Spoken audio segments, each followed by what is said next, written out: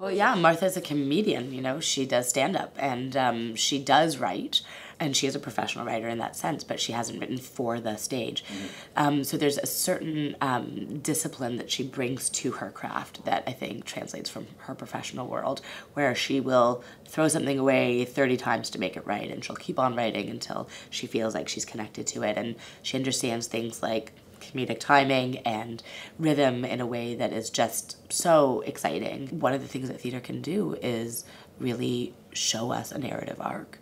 And for her, exactly, there's, you know, she's learning how to sustain those ideas, to bring them back, to weave ribbons, to give the voice of her character, to give the voice of her as a playwright to other characters. She composes everything in Spanish. She sends it to a translator who translates it into English, brings it back to her. She does revisions along with her husband, and then it comes to me. And then we work on it together in English, and then she goes back away and rewrites in Spanish. So it becomes a really convoluted process. It was actually, I think, one of the more challenging aspects moving from last year to this year was we had more or less a complete draft of the first act in English, but to go back to write, it went all back into Spanish. Wow. So we've been negotiating what those changes mean and how we bring that forward into the new drafts. Because he's such a talented actor,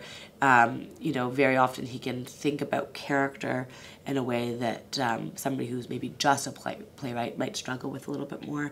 So he's really attracted to certain characters and certain physicalities that those characters would have.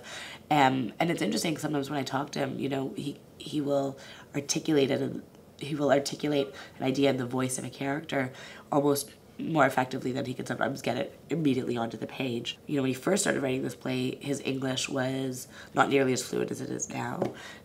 His skills, you know, as a theater artist were not as honed as they are now. He was coming at it with a much more professional eye. It was also the question of approaching an adaptation, because this is her first adaptation, and working from an iconic piece of theater in Blood Wedding, and how do you adapt that, and what is your take on it, and how do you manage an adaptation? I think it's about understanding why you want to tell this story again, and what do you want to tell differently about this story. What is it that draws you to it, and what is it that you want to say beyond what's been said? You have to be free to write whatever you feel needs to be written.